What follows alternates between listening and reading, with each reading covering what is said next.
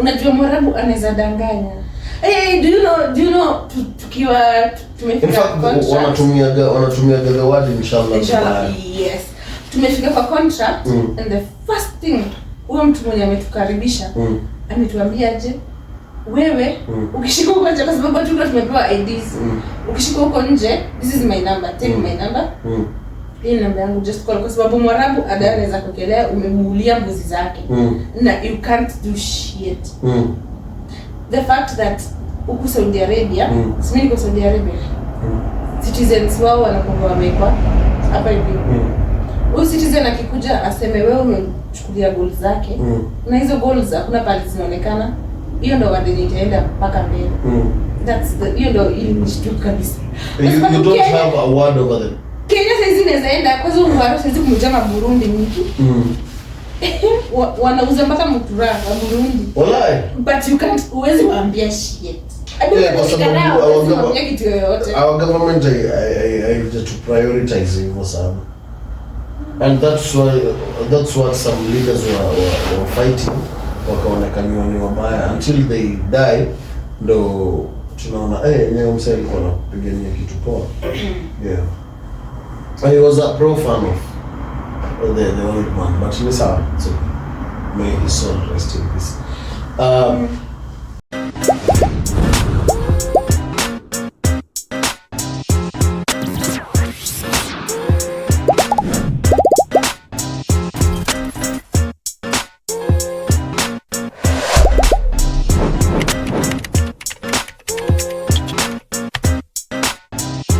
Pod goes the culture. Pod goes the culture. Pod goes the culture. Pod goes the culture. Pod goes the culture. Pod goes the culture. Pod goes the culture. What up, guys? This is Big Sharif. Salam, this is Bobo. And here goes the culture. Back again. Hey, episode 10 of many. By then, we miss episode 8. No, we didn't miss. We truly shoot episode 8. Alafu tulikuwa wengi studio hiyo day. But what happened? Video ilikuwa na shida na sound kiasi. So we uploaded, then we decided to, you know what? Actually kuna watu wali-watch. A lot of people watched, but ilikuwa na issues kidogo, tukaamua okay, no, we pulled it down. But here we are, tuko hapa tena. How was your weekend? Ama ndo naingia weekend. Unajua weekend ya Saudi ni tofauti na weekend ya. Ndio tumeanza. Actually it's my son's birthday week. Whoa, mashallah. Happy birthday to him in Bambi. Yeah, so it's a great weekend. For me, sijui niseme great ama niseme, but ni sawa. Iko tu sawa. Tulipiga show ukasema you are a man. Yeah. When you're a man, you have to be a man. Okay. Yeah. Okay. We are talking about cultural shocks. What is cultural shock? Cultural shock ni kama when you're moving from one place to another, then ukifika hiyo place unapata things are not done the way you are used to. Yeah, they are not normal as vile umezoea kufanya vitu unashindwa rada huko kunaendaje? Yeah, people are sleeping in the daytime unashindwa si kwetu watu wanalala usiku. Mimi nalala mchana huko mbona? Yeah. So you get surprised. Inakuwa different. Alafu tumechange pia background. We're improving a new studio. Yeah. Pia big up to wase kadhaa. Big up to Yasin. Naona comments hapo, corrections pale. Haya tunaona wase wamekaia kutuwekea M-Pesa. Hebu weka director, weka pay bill number hapa chini. Wase kutokea start tutumie 310 mazee wase wamekaia kutuwekea M-Pesa, mtuwekee mazee to support tuwekee show. So mimi cultural shock yangu ya kwanza ilikuwa kuvaa baya. Yeah, tumeshuka airport na top na sao. Tumetembea tu fresh, tumetoka Riyadh hadi Jeddah kuna story airport. Kidogo unasikia watu wanashikwa wasipovaa baya. Wallahi. Yeah. Wame mjistiri. Na tunahuko mtaani tunaona watu crop top. Unaenda kwenye umeenda. ukujaribu utashikwa na unaitangwa mtawa ama unaitangwa mtawa. Yes, but mtawa siku hizi hata hawako sana siku hizi. In fact in the main cities mtawa walitolewa. Mtawa wengi wako in the other cities. Kama Burida last time nikiwa huko kulikuwa na mtawa. Yeah. I think in the locals bado hapo, lakini huku tao I don't think kuna mtawa.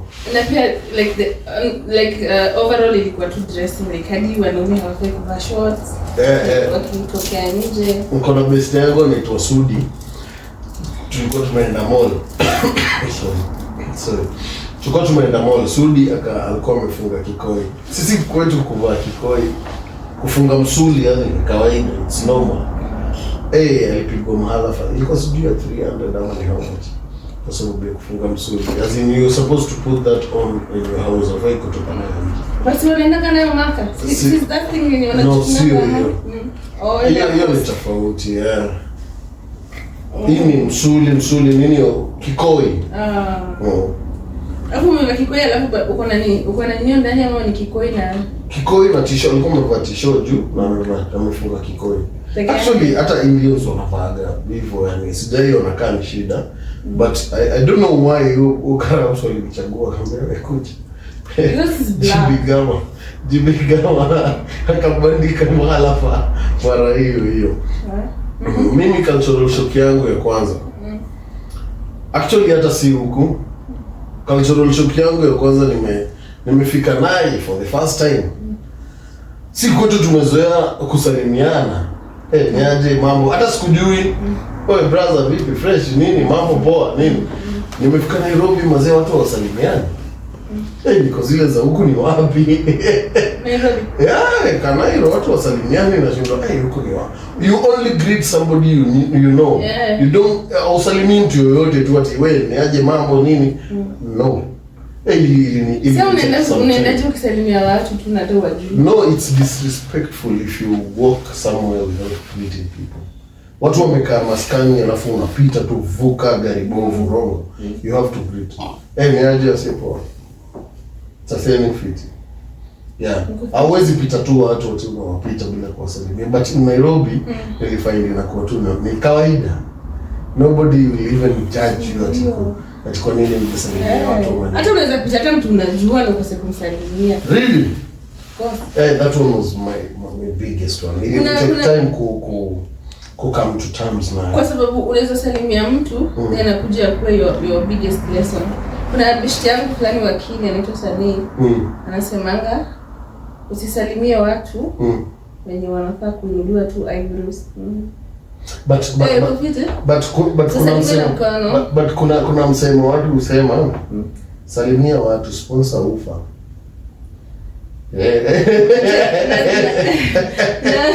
Na penye tu sponsor ni God. Salimia watu sponsor ufa. Small God, big God. Kuna watu sponsor ni God. Okay. Na basi ni kweli ukianza leo salamu, kesho atakuuliza jina, kesho kuto unafanya nini by the way. Alafu get to know each other, alafu unapata mtu huko unafuata kukaribia. It's a lot of drama in there. I think I have some of those. But ni sawa in lessons nililearn. I think niliweka place maanko wako. Sasa mimi hakuna kitu inanibamba kama salamu za Saudia za wababa. Haikuwa cultural shock. Ulishangaa? Sikushangaa, nilifurahia. Because zile za wanaume. Wewe okay. Wewe. This is okay.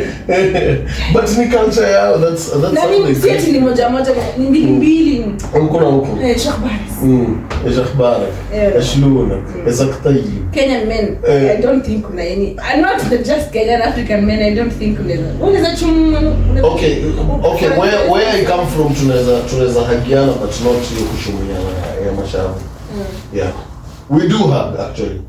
Wanaume we do hug from where I come from, but atu nini hivyo. No. Sisa hizi. Maybe in the next life. Pia hapana. My other cultural shock ilikuwa ni the weather. weather ilinihit vibaya. Mimi nishazoea home unaweza kaa hata nje bila shati. Nimevaa vest na short, nimeweka maskani, sina noma. These sides you can't. Nilikuwa nimeshuka airport tu hivi Jeddah. Airport doors zimefunguliwa hivi, naenda kuchukua msee mwenye anakuja kuchukua na tuonesha ni aje gari ndio hii hapa. Nilipigwa na vuke joto. Stop yenyewe ya kwanza ilikuwa Jeddah. Nilipigwa na vuke joto lingine hujaiona. Vuke mpaka unashindwa wapi? Mpaka unasikia kichefuchefu, unasikia hapana. But hiyo ilinisumbua for some time, but nilikuja kuadapt. Alafu unajua time tulishuka pia tu kukaa sana into summer, kukaingia winter. So winter pia ikanisumbua, sijaiona baridi design. Nimekaa Nairobi, nimekaa Limuru, nimekaa Naivasha, Gilgil wapi. Nimeadapt, but sijaona baridi kama hii. Ikiwa joto ni excess, baridi. Joto ni joto. Kama ni baridi, it's worse even. But yeah, it was a cultural shock. Mimi the first time kukuja tulishukianga, was it Khartoum? I think ilikuwa Sudan. Kwani mlipanda airline gani? Joto aviation. Airline gani? Wait a minute. Khartoum mnaenda kufanya nini Khartoum? Guess what we next? Anaitwa Mama Kate. Tutamuinvite kwa hii show. Atatupea hiyo story. Ya Khartoum. Tulikuwa tumekaa kwa ndege kama basi. Unaona zile basi za kwenda Busia? Watu wangu Busia, poleni. Ni home. Shots. Ni home, not a business, ni home. Sasa hizo basi za kwenda Busia. Hivyo vile watu kukaa hivyo ndo tulikuwa tumekaa kwa ndege. Seriously? Yeah. I want to know the airline online. Inaitwa Aviation. Aviation airline? Yeah. I've never heard of that. I'll Google it. Aviation airline? Hebu tafuta Google. Next show maybe Aviation airline. Yeah.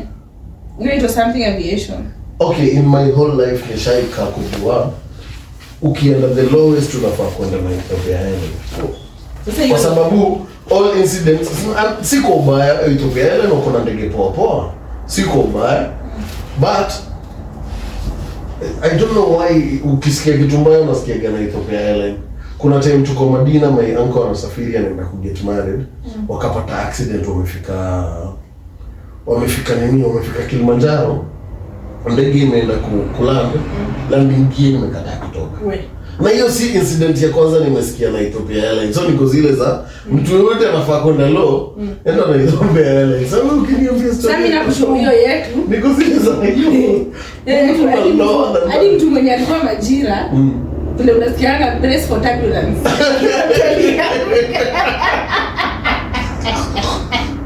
No. Kila mtu anaamka. But we just get accident na hiyo. No, but kulikuwa kumejaa vibaya. By this wanaweza tupatia my exclusive ticket. We need to go to Khartoum to explore the Sudan wako na rich culture. Yeah. Kwanza Southern Sudan, they have rich culture. Huko ndo kuna wasee paka wanazikuwa kama wamesimama. Sio Ghana? Even in Sudan, Khartoum, not Khartoum, Southern Sudan. Wale wanaitwa nini Madinka. And they have a very rich culture. Hata northern wako na culture poa. Kwanza food culture yao. They have a rich culture. I think before we go to Egypt, tunafaa kuvisit Sudan. So wamitwa Aviation Air. Yeah, I think. It's aviation. Yeah, if I'm not lazima tuwadunge wa email tuoneshe. Get us to Sudan, we need to do that. Hadi tulipewa food kwa hiyo nini? Lakini hata watu wangekula juu watu walikuwa. Okay. Me, another cultural shock ilinipata. Unajua mimi from Mombasa tumezoea, okay, a Muslim background na nini, tumezoea, I'm not saying this is a Muslim thing, no, but culturally sisi kama watu wa Mombasa wamezoea nini, mrembo akienda kuolewa, we have to organize the ceremony ya nikah, after nikaha we have to organize the hall where the husband atakuja kuchukua mtu wake holini, sio? Mimi cultural shock ilinipiga nini? Huku ni wanaume ndo wanaenda holini. Not women. Sisi kwetu ni wanawake ndo wanafaa kwenda holini. Ilinisumbua sana. Have you ever been to a Saudi wedding? Yeah. Nimeshaenda mbili. I went for 2. Moja tukiwa Madina, I went with my cousin. Yuko Daman side. Tulienda naye. All men. Hadi mimi ilinishtua. Hadi time ya photo shoot na time ya photo shoot watu wako tu hapo wanapigwa nyote, brides, family ya brides. Photo shoot iko kwa side ya brides. Kwa side ya na ni bwana peke yake ako hapo. And for women, and the wife is not shown. Exactly. Ayuko allowed kufungua nio. That one is okay because of the religion. Iko sawa. But I find it odd when ni wanaume ndo wanaenda. Ni wanaume ndo wanaenda hall. It's supposed to be there, but it's also ni culture yao addressing here. Also in Mombasa, I'm not saying it's a Muslim thing, no. Islam says something else. That is just a cultural thing yenye tunafanya. Kama watu kama Waswahili and all that. But kidini pia it's something else. Yeah. We borrowed some things from Majuu kwa sababu Kiislamu pia hiyo kuvaa veli na nini it's something else. So hiyo imekuwa borrowed from the whites. Yeah, from the Western world na Mabrits nini. Putting on a veil it's not Islamic thing and it's not even African thing. Ni kitu tumebora. Yeah. But okay, forget about that. We are talking about here kwenda all wanaume. Ili mess me. Our five. Nimesema mess me. Ilinipata. Ilikupatabu. Mimi kitu yenye. I've seen what you've done. Ilinipatabu. Okay. Some poetry over there. Mimi kitu yenye ilinishtua na hiyo stuff ya marriage. Ni the fact that after hiyo marriage, like the wife huwa I don't know, but me najua hivyo, the wife huwa cut off like everyone. Now you become a family woman. You concentrate with your man. Yeah. Mtu unaweza visit peke yake mama yako. Na ni Thursday. Na your family, your brothers and sisters. Si wako kwa mama yako, sio unapatana wote wote wanaelewa, unapatana wote huko kwa mama yako. No friends, no nothing. Yeah, even some extended cousins wa mbali pia huwa. Huwezi waona kwa sababu extended family pia wanaweza kuoa. Yeah, exactly. Hiyo ndio mimi nilishtua kwa sababu Kenya unajua tu ukiolewa leo jioni tu unaweza text tu bwana nimwambie babe leo nimeenda kuona Yuko besti yangu fulani. Hamna hata hiyo time ya kukaa kumaliza 40, kukaa kumaliza. No, it's not after that. Okay, after 7 days imeisha, maybe you're in marriage for 1 year or something. Hakuna limits za who you can visit ama who you cannot ama nini. Hiyo ndio mimi nilishtua. So you're not supposed to ask your husband to inform him like ama nini, but hiyo ndio mimi nilishtua kabisa. Actually the thing is kuna Arabic culture and Islamic culture mixed. Unajua, yani tumechanganya dini. Watu wana fail kuelewa. Tumechanganya dini na mila. Mila utamaduni tumechanganya na nini? Na desturi tumechanganya na dini. Yeah. Sasa people tend to confuse that. Kama kuna jamaa aliniuliza wewe ni Muislamu? I told him yeah, I'm a Muslim by name. Kweli? Uzuri hata tukui-upload. No, but watu wengi wananijua na my normal name, so I don't have anything to hide actually. But to may have a conversation, mwisho wa conversation ananiambia wewe si Msomali. Wewe si Msomali, mbona unasema wewe ni Muislamu na wewe si Msomali? As in, no. So people tend to forgetting that kuna Wasomali wa Kristo, kuna wa Egyptian wa Kristo. We have Egyptians who are talking Arabic, wamezaliwa wakiongea Kiarabu, but they are Catholics. You see? Yeah, that's what people tend to forget. Cultural shock ingine ilinishtua ni when we were coming here to Nairobi. Arabs wote ni Muslims. Until tunafanya job Jeddah. Unapatana na Mwarabu and they are Christians. Yeah, like Morocco. Kuna wa Morocco. See, from Saudi. No. Yes. I've never. Yes. I've never. Yes. Airports. Nini yao kuitwaje? Huko. And they are Christians. They are Christians, but they don't live here. Aya, sema hiyo. Wako exposed to wengine wanaishi England, wengine wanaishi America hivyo sasa. Saudi, Saudi na Christian. I've never seen that. Yeah. Lebanon kumejaa Christians. Yeah, Lebanon, I know. Lebanon, Egypt, Morocco, I know. Saudi kuna the Arabs who are Christians, but Saudi sijai kutana na yeye. Hiyo pia itakuwa ni cultural shock. Saizi? Ukishock? I've never. Na vile wanakuaga na nini? I've never sijai patana na hiyo. The best thing they did ni kukubali diversity. Yeah, so watu wanakuwa mnaenda huko nje you experience things, unajua. Like ukipatana na hawa Waarabu wazee, they're so timid.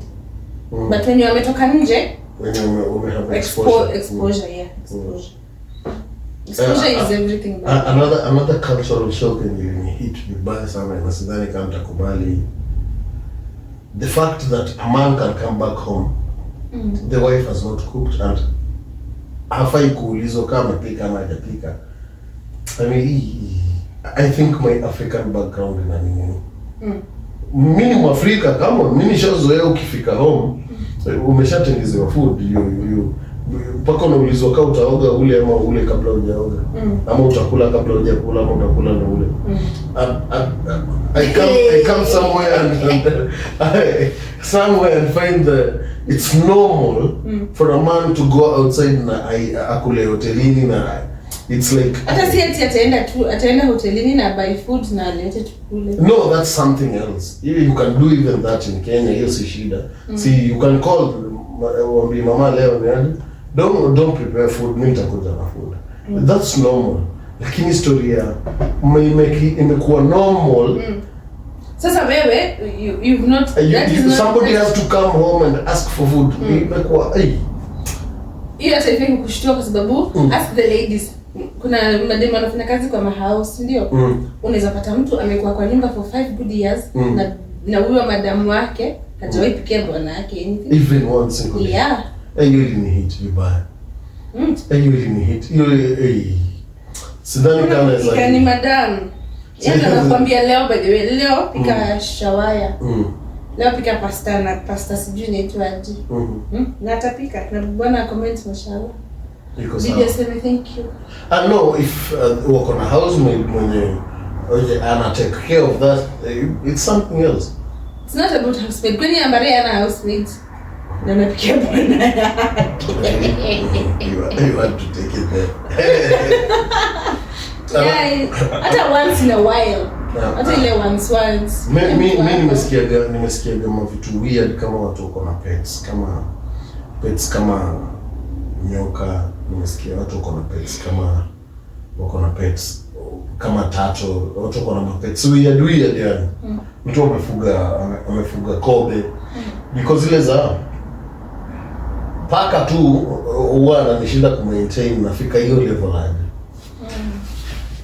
Ilinisumbua sana kuja kupata it's a norm wako na pets za manyoka na hata hizo bodhi. Kuna pet fulani inakuanga na horn hivi.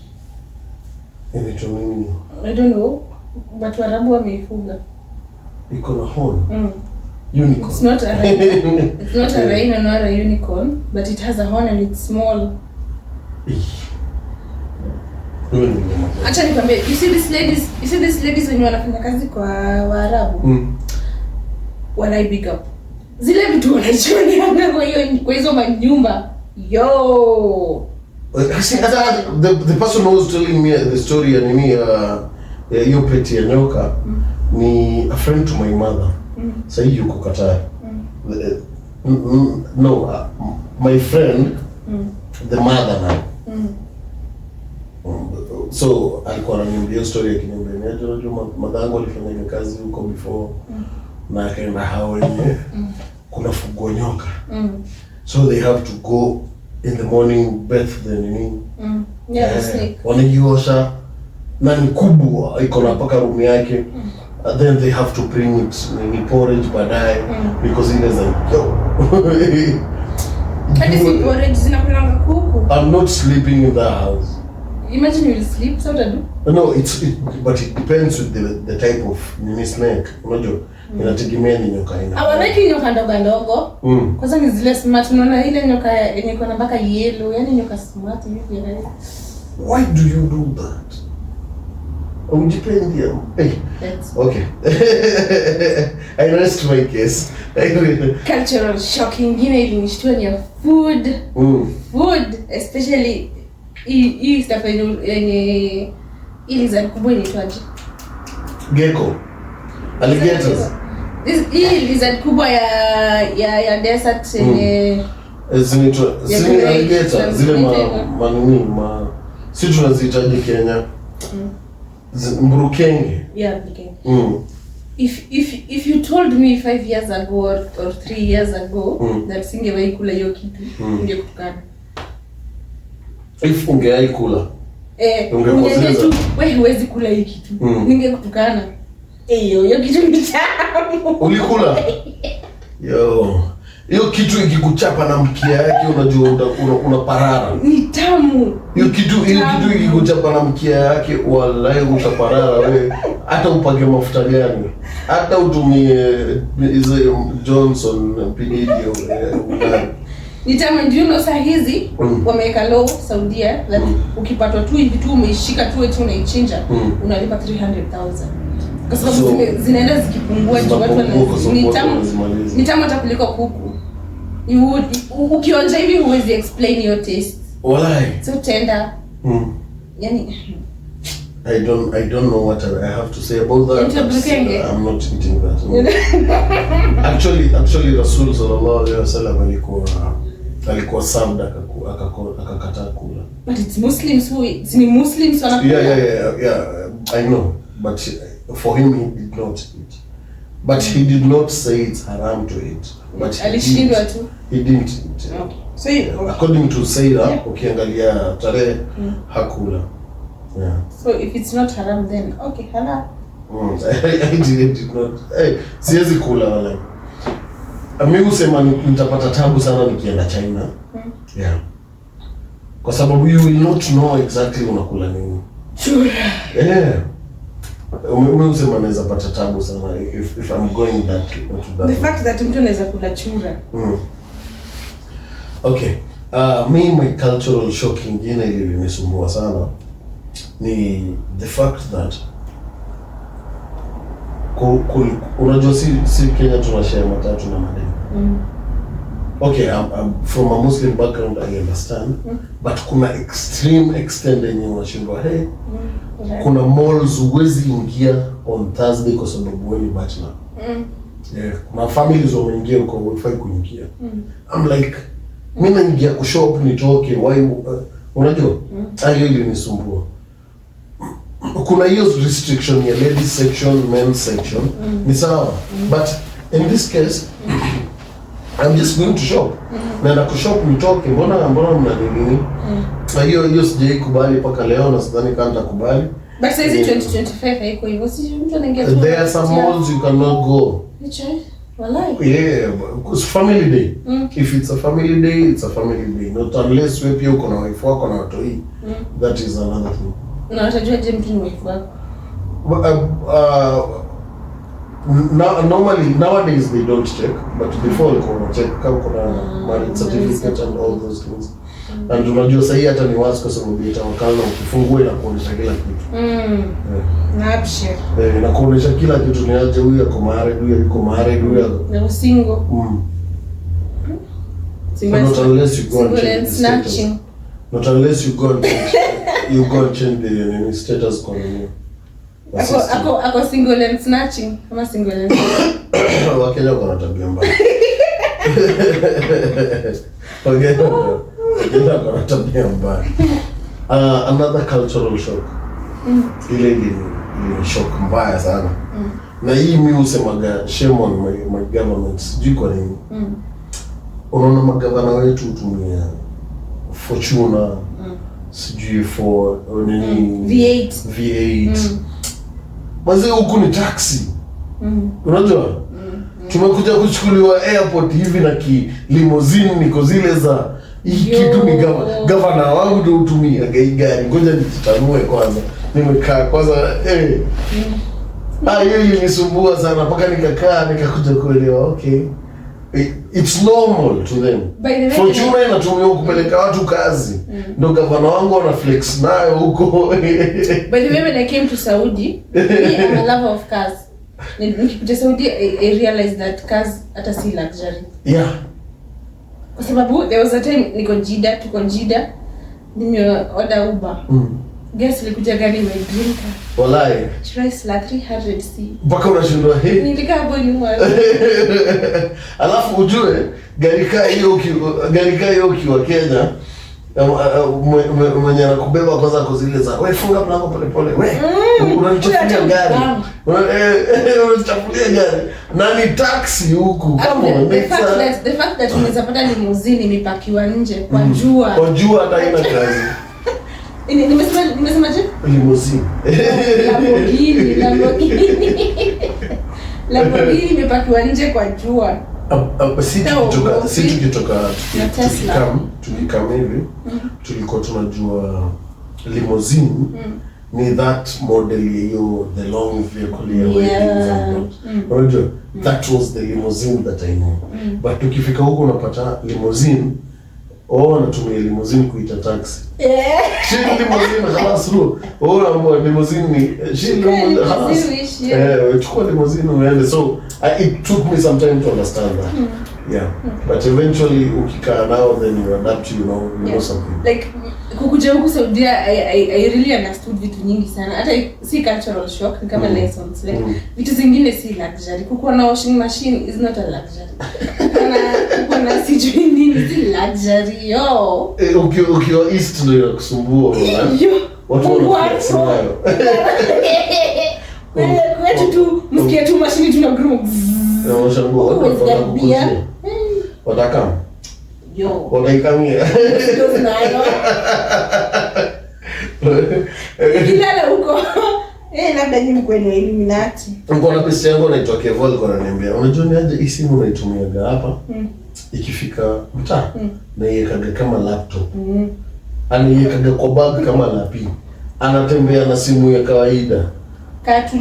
Hata si tululu peke yake, yani kasimu kenye hata kama inaingia WhatsApp lakini ni simu yenye hata kiibiwa ka tekno fulani haizi sumbuka. Wewe unajua kwetu wezi wa kwetu akikuja kupata na simu hawezi iba wanakupiga. Hii simu akiona tu ati hii yani haizi tufaidi. Wale watakupiga, watakuacha vibaya. Sawa wanakupiga kwa sababu huna simu unataka. Mbona unamkia? Yeah, by the way, hiyo kitu ilinisumbua sana. Unajua mimi nimesoma Western. So from Western nimekuja uni Nairobi, nimekuja zile unatafutaga life nini. Msee anaweza pigwa ngeta na akadundwa na wasee wakapita wakimuona. Mazee hiyo kitu ilinisumbua because zile za kwani hamna mtu kwani hamwezi ona msee anapigwa. But I think hiyo ina happen saa hizi. Design yenye hata unaweza pata mtoto anachukuliwa na stranger mtu. Mazee you can't do that in Mombasa. Ama hata Western huwezi fanya kitu kama hiyo. Times have changed. See hata Western times have changed. Wallahi. Wasee wanaweza kuacha tu mind your business. Do you know why? Kuna mtu, there is a story niliona. Mtoto alikuwa anataka kujirusha. A black man akaenda kujaribu kumsave. Unfortunately, design yenye alimshikilia alienda mtoto aligonga kichwa vibaya. Do you know he was charged? Why? Kwa sababu ya kumshika vibaya. So why would you risk that? So wacha tu amke mama yake kwa hapo unapita. Na angemsave hata maybe angekuwa ndani but hakumsave. Yeah. So why would you risk that? Squeezing mind your business and tunaishi world gani sasa? Si Mungu amkumbuke. That's why nasema lazima tuchambue hizi mila, tamaduni na desturi. We have to check into our cultures. We have to check into our tuangalie madisenda wetu walikuwa wanafanya nini. Tuangalie my great grandfathers walikuwa wanafanya nini. Actually hiyo utu haifai kutoka. If we are going to fight a fight of global citizenship, we have to know the culture. Unafaa kujua penye unaenda. Wewe unataka kwenda kuishi Canada, umeapply ma visa na nini and you know nothing about the culture. Yeah, lazima ujue Canadian wako wapi. Unaweza enda ukatupwa state fulani huko ukapitia nyumba. Nasikia kuna kuoga na stories za ghost na nini. There's a friend of mine alienda Denmark. Yeah. Hapo kwa najua stories za TikTok au fire ama nini. Well, she was deported. Alienda ka post ma TikTok zake mara hiyo. Kando na hiyo nasikia girl ni Sweden ama ni wapi, nasikia kuna kuorganize stories za ghost. And it's normal to them. Unaweza sikia ziko kwa choo kaachana tu nazo huko kandozi. Madushi. So kuna jamaa walipelekwa job huko na nini, wamepewa villa, wakisikia vitu kwa hamamu wakaenda kufuata. Ambaye achana nazo hizo vitu za hapo, nini mnaenda kudistract. Mbona mna distract kutoka hizo nini mbaya na nini? So you have to know the culture before you go to school. You have to go. Angalia nini? Google is your friend. Yeah, unaweza Google ukachekelea. Kwa sababu by the way culturally traditionally kulikuwa ngadi na butter trades, kulikuwa na nini. But now you can watch your neighbor sleep hungry. Of which is not okay. Yeah, but kitambo kiubila damu na maharagwe zimezidi. Peleka kwa kina nani? Kabla hazijaribika. Peleka kwa. I remember my mother akipika another meal na kulikuwa na meal nyingine, atakwambia pelekea watu fulani. So hiyo nyingine ndo acha nikwambie mama yangu. Alikuwa anawaambia peleka na undiscriminatively ile if alipea jirani one this time atahakikisha amepea jirani two. Or kuna wale watu wanakuaga wako chini kiasi, anajua watu fulani life imewapeleka wamekapitia, wacha tu support. Zile designs please before your food go bad wapatie watawasaidia. Siku hizi wala chakula inaharibika, watu wanatupa. Mamangu ata make sure mmekulia ya jana hapo patie watu wengine wampia. Selflessness. Yo. But I don't know how the society. No, that's not it. Kwa sababu mbona sisi tunakula githeri? Na mmepeana nyama. Simply because nyama simply because nilikataa kumaliza. My mom is a top disciplinarian. Kwa hiyo mbona hii githeri jaisha? Haya. Makosa nimepika balkini kule. Makosa ni nini? Ndamaliza tu. Cultural shock ingine shock. Cultural shock ingine ni sidhani kama nitawahi hili. The fact that kumefanyika accident and you want to save somebody from that accident. Well, do you know wakipeleka postmortem upate fingerprints zako na ameenda ni wewe. Yeah.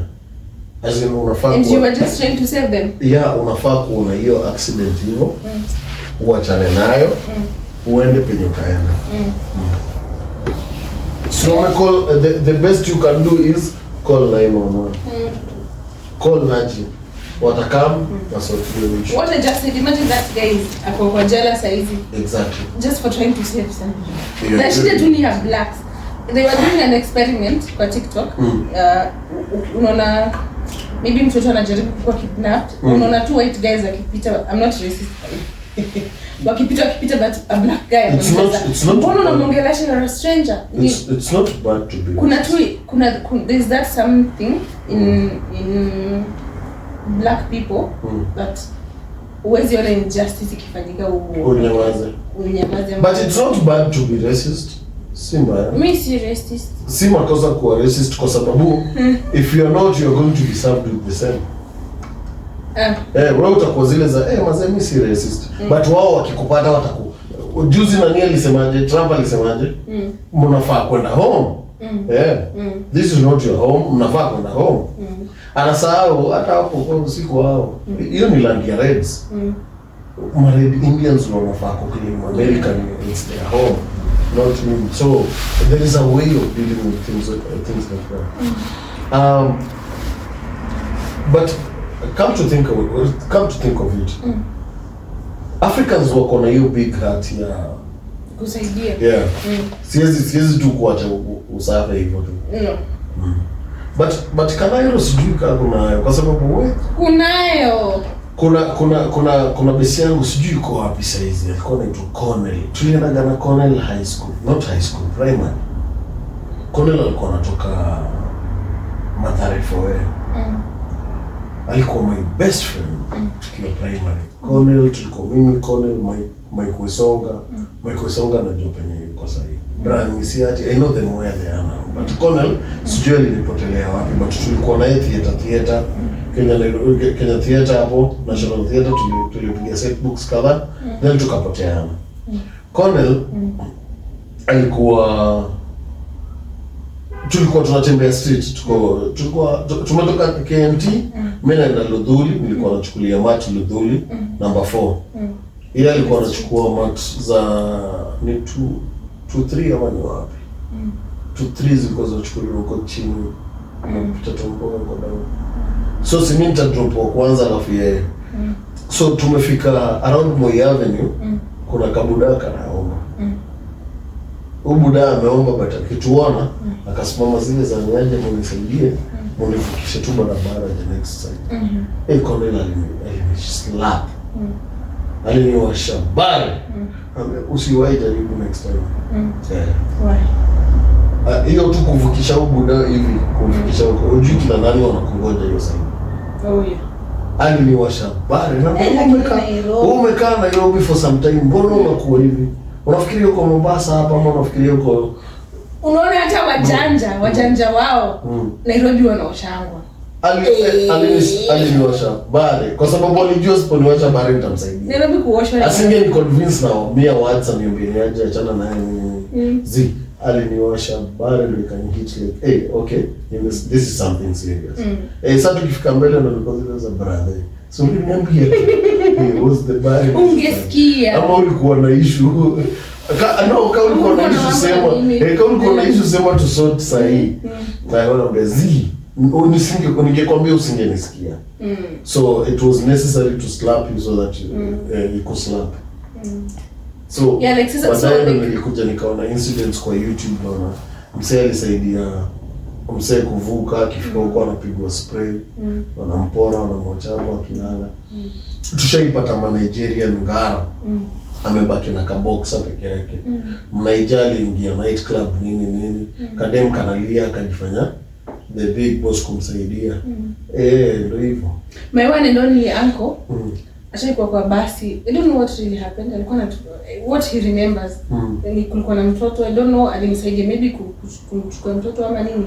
He was drugged. Wallahi. Akina Madeo alikuwa CEO FKF. Akina mamangu akienda wakipigiwa simu kujieni brother yenu.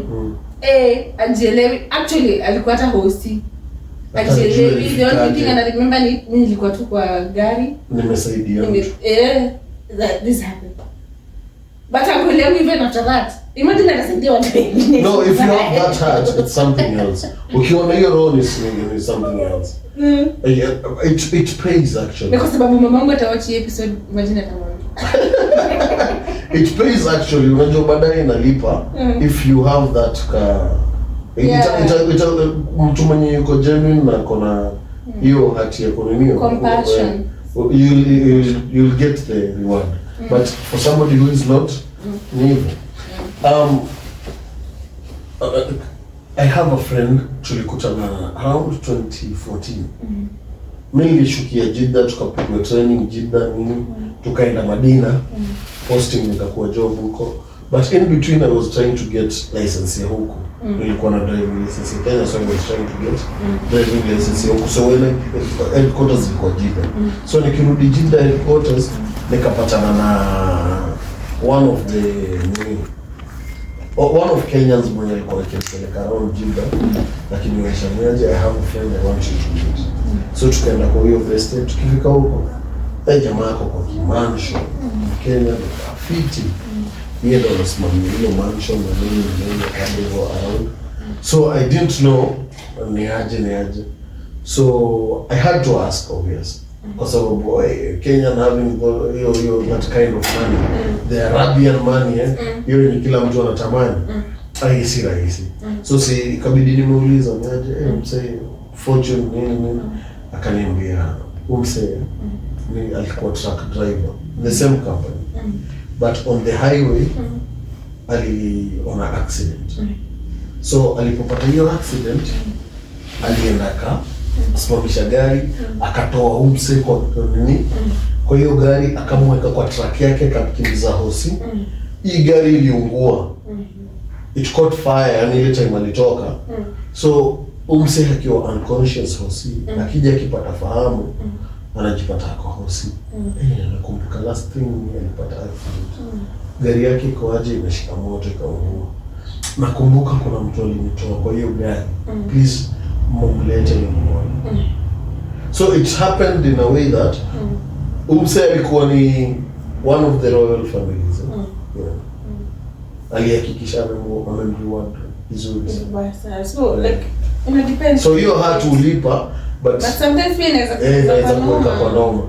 Yeah, so I don't know where to put it. Saidia mtu ama usisaidie. I follow your instincts. Instincts yako ikikwambia songa na ikikwambia saidia. If you have a good heart, hakuna cha instinct. Iko. If you have a good heart, you'll want to help. Mimi hata kuna time madhangu aliyakuniambia wewe unafaa kuangalia vile unaenda. And those people you think you are helping, sidhani kawatawahi kusaidia. And it happened to me. It's a long story in the series that I can't make a compound. Si rahisi. Imagine it is even if I have to put it still it's a safe place. Si leo na si hapa. My another cultural shock that caught me pants down is the fact that sisi kwetu wanawake ndio wanajitanda.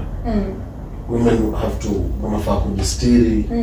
Some of them wanavaa paka niqab. It's not that sisi kwetu watu wavai vilemba, but the fact that unafaa kuwa nayo all the time. Mwanamume ilikuwa inaniumiza. Vilemba nini kwenye ngoko? Waarabu. Ya Wakorino, that's something else. Ya Waarabu hiyo wanakaa nayo, as in I felt like nyinyi ndo mnajistiri and mko na kanzu zinavuta chini, but your ladies kidogo wamekata kamba na nini. Ilinisumbua. Haikuniingia akilini. I was like, hapana. Na vile mimi nilikujanga nikaona mimi nikiwa Kenya sijaiona mtu amevaa hiyo. Okay, nilikuwa naona watu na kanzu, but hiyo stuff ya nilikuwa naona wakikaa vizuri. Wanakaa vizuri, it's a way ni kujistiri ndio, but I felt like men are doing it more than their women. But I think men are more privileged. I think worldwide. How? Even the fact that men wanaweza fanya kazi anywhere, especially here in Saudi, but unapata kuna places zenye wanawake wao hawezi fanya kazi. Exactly, kama si tukiingia kwanza industrial area wanawake huko wanaruhusiwa, but saizi wanawake wanaweza enda industrial area. The fact that bado saizi kuna paka makashia madem. The fact that bado tukikuja I think wanawake wako wana drive. But saizi wana drive.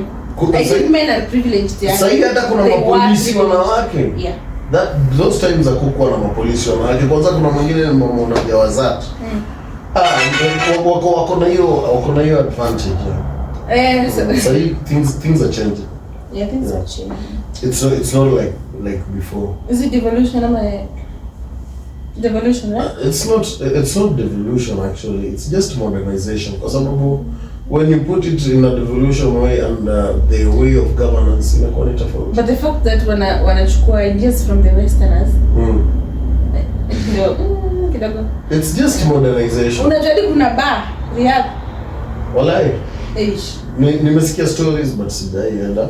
Nimesikia hata kuna nini, kuna kuoga na ma club na nini but you are Muslim, so even as Christians we don't go. I'm a Catholic. You Christians, you don't. I'm not a Catholic. Yeah, last episode nilikuwa nasema I don't smoke and I don't drink. Watu wako zile za why? Unafaa kufanya one of the two. Yeah, if you're not drinking then at least smoke. If you if you're not smoking and you're not drinking, then you are the worst person in the room. Yeah. Why? We should fear you. Because if you don't smoke, if you don't drink, then you are doing. So my next cultural shock. Nimesema food. Nimesema weather. Nimesema unajua Mwarabu anaweza danganya.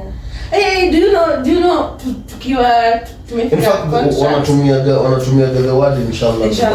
Yes. Tumefika kwa contract and the first thing huyo mtu mwenye ametukaribisha ametuambia aje wewe ukishika huko nje kwa sababu tulikuwa tumepewa IDs. Ukishika huko nje, this is my number, take my number. Hii namba yangu just call kwa sababu Mwarabu anaweza kukelea umemuulia mbuzi zake. Na you can't do shit. The fact that huko Saudi Arabia, simi niko Saudi Arabia. Citizens wao wanakuwa wamekwa hapa hivi. Huyo citizen akikuja aseme wewe umechukulia goals zake na hizo goals hakuna pale zinaonekana, hiyo ndo wadi nitaenda mpaka mbele. That's the hiyo ndo ilishtuka kabisa. You don't have a word over them. Kenya sasa inaweza enda kwa sababu wao sasa kumjama Burundi mtu. Wanauza mpaka mtura wa Burundi. Walai. But you can't uwezi waambia shit.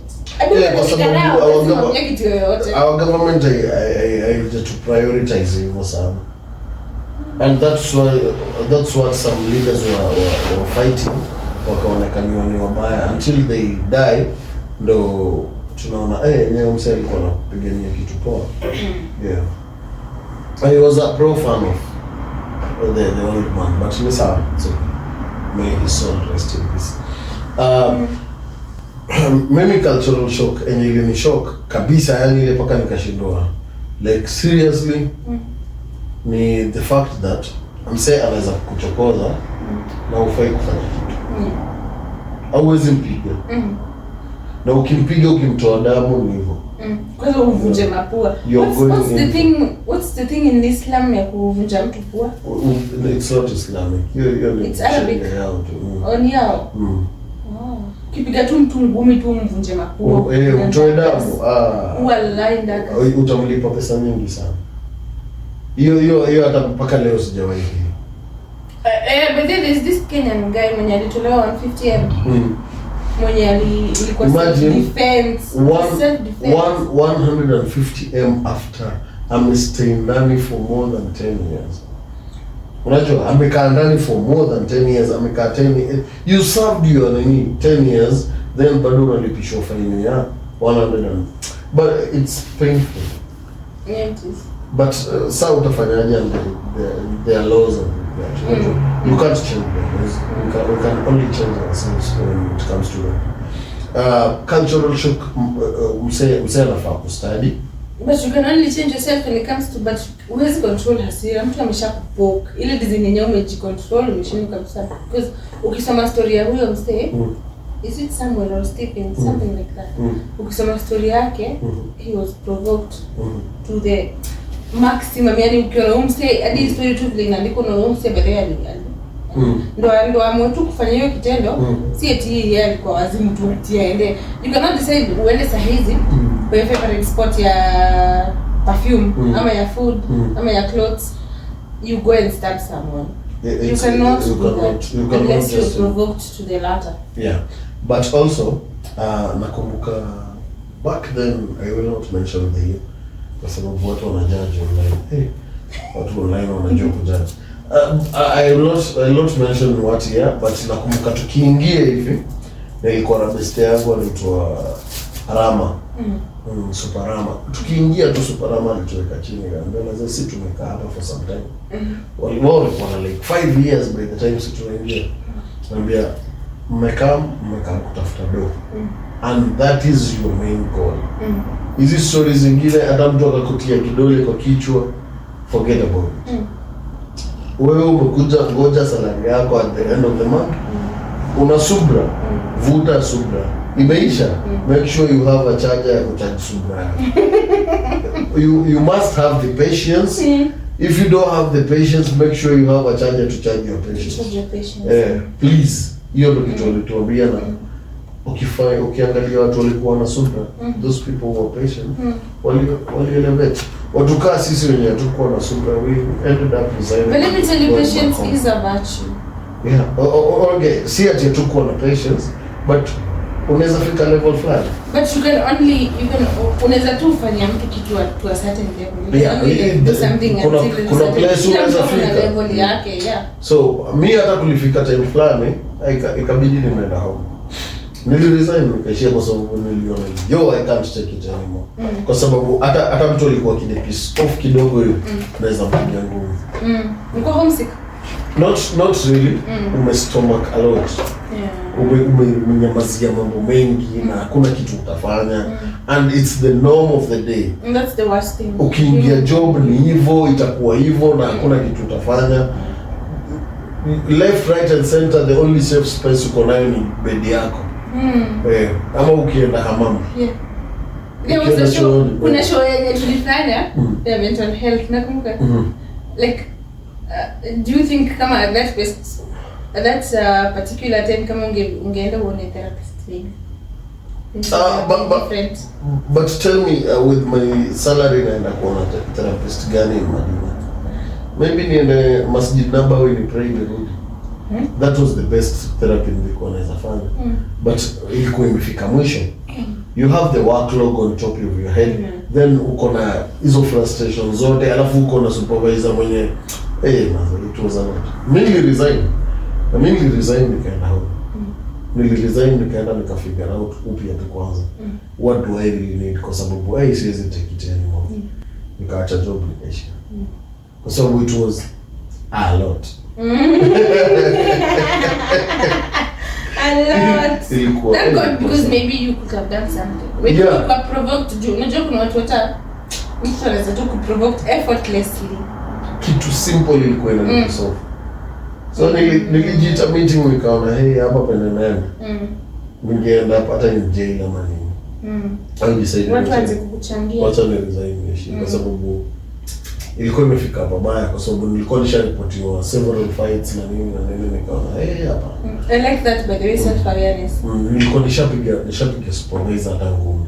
Okay, ilinisaidia in one way or another. Nilipiga supervisor ngumi. Yeah, nilimtoa jam ile mbaya. Alafu unajua walikuwa wanavaa uniform za white. Madamu na nini. But thank God the security on duty aliona kila kitu. So report ya security kwa Karao ilikuwa tofauti na ya supervisor kwa Karao. So ili solve. Kama huyo security asingesimama na mimi, ningekuwa mbali sana. Ungekuwa sawa. Bado ningekuwa kwa sababu once umetoa msee damu, I think inakuwa 10 years ama some amount of money, and then weird amount of money.